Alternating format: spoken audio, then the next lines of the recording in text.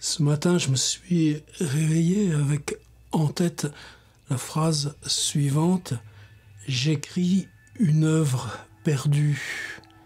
C'est à rapprocher sans doute de l'exercice que j'ai proposé collectivement sur Tire-Livre, sur précisément l'attention à ces phrases de réveil. C'est pas le problème de les collecter. J'écris une œuvre perdue. C'est ensuite en chercher les résonances. Alors je suis venu à mon bureau et la première surprise ce matin, c'est que mon clavier, c'est-à-dire la première interface, indépendamment de la souris, avec l'ordinateur, il était mort. Il y avait déjà pas mal de touches qui commençaient à foirer. J'ai essayé de nettoyer, de souffler, il est mort. Je viens d'en commander un autre. J'écris une œuvre perdue. Alors tu te dis, est-ce qu'il faudrait donner pour titre « Élégie pour un clavier mort ». Non, ça se remplace. Alors j'ai pris mon appareil photo, pas celui qui filme, l'autre. Voici celui qui filme. Tu pourrais te dire, s'il cesse, tu le remplaces. Est-ce que tu peux t'attacher à une telle machine? Non, tu t'attaches à tes réglages, tu t'attaches au fait qu'il est un compagnon parce qu'il est différent d'écrire. Si je dis par exemple, j'écris parce que je collecte ou je provoque le surgissement de paroles.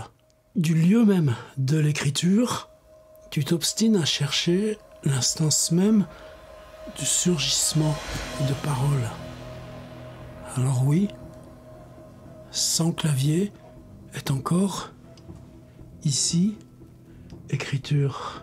D'où spatialement tu écris si cette surface n'est plus la surface de l'écriture. Je vis en lieu clos. Je vous le montre.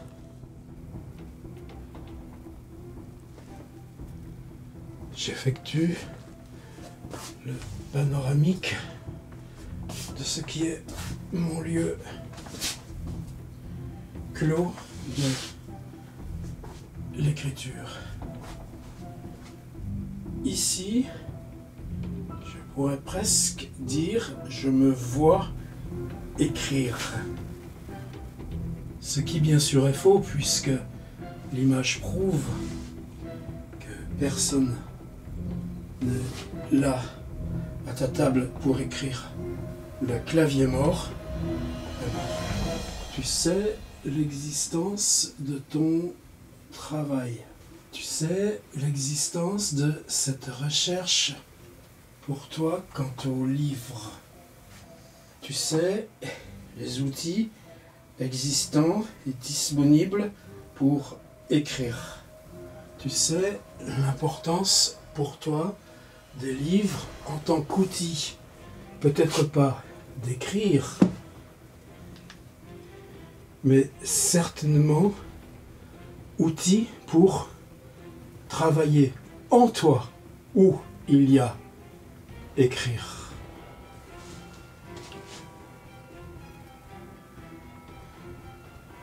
Tout cela, tu l'as déjà souvent évoqué. La phrase ce matin, c'était « J'écris une œuvre perdue ».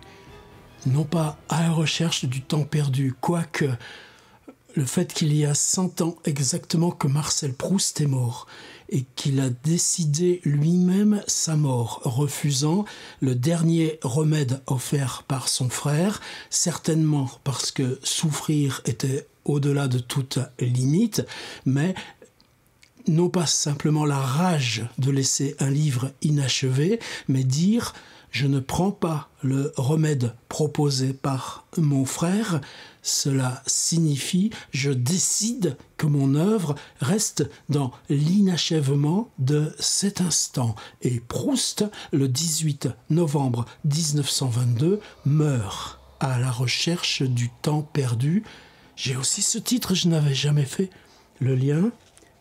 Judith Schlanger, présence des œuvres perdues. Ce n'est pas neuf pour moi que soit là ce livre et ce titre. Parfois, un livre extrêmement modeste, d'apparence, de titre, de diffusion aussi, peut devenir totalement central, comme un noyau ouvert et vide dans ton propre chemin. Le mot ouvert était là. Est-ce que l'espace clos dans lequel je travaille est un espace ouvert? Je me suis dit intérieurement que oui, j'accepte d'écrire une œuvre perdue parce que cette clôture où je me suis installé est une clôture ouverte. J'ai ressorti des vieilles photos. C'était des photos faites au temps de paysage faire. J'achetais au supermarché un appareil jetable. Je prenais les photos dans le train, au format panoramique. Le lundi, de retour, je portais l'appareil au supermarché, le même où j'avais acheté l'appareil jetable. Et je faisais développer les images. C'est peut-être la première expérience que j'ai faite où j'ai intérieurement accepté de pratiquer la photographie. Le fait que ce soit avec des appareils jetables et le faire dans un supermarché me permettait de passer outre au blocage mental sur l'idée de fabriquer des images au lieu de tenir des notes et du langage. Ce que je faisais malgré tout en même temps puisque j'ai écrit ce livre, Paysage faire. J'aime ces photos parce que ce sont des photos d'hiver. Je les ai longtemps crues perdues. Oui, j'avais fait des photographies perdues, puis je les ai retrouvées en rangeant le garage là où je stocke les vieilles choses qui ne servent plus. Des photographies prises depuis le train, arbitrairement. Est-ce que, à travailler, non pas depuis le clavier, mais depuis cette instance-là, le micro,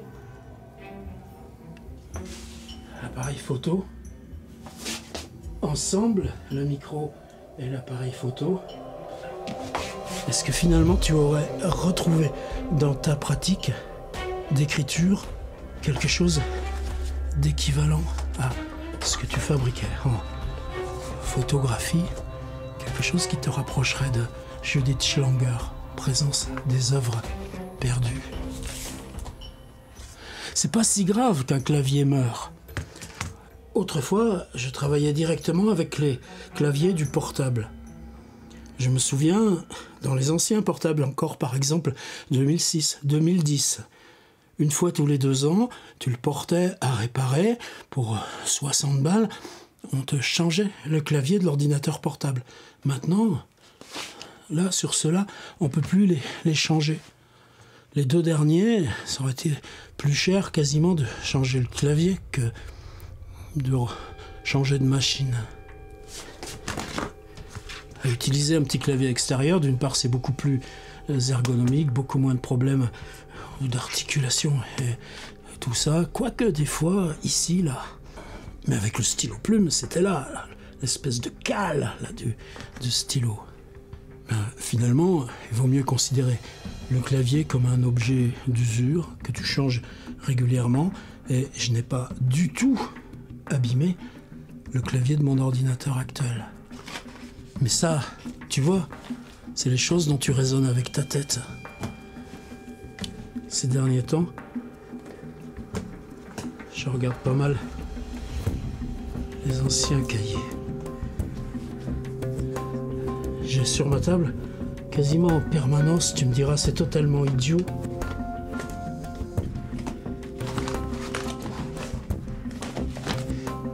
ces petits calepins au format de ceux qu'utilisait Howard Phillips Lovecraft. Mais aujourd'hui, plus qu'un autre jour, je me dis que je l'assume. L'écriture prise au lieu même du surgissement. Finalement, la fragilité de l'écriture voix micro, ici, dans mon espace ouvert et clos, tout à la fois. Parce que je le sais à cause de cette phrase de ce matin. J'écris une œuvre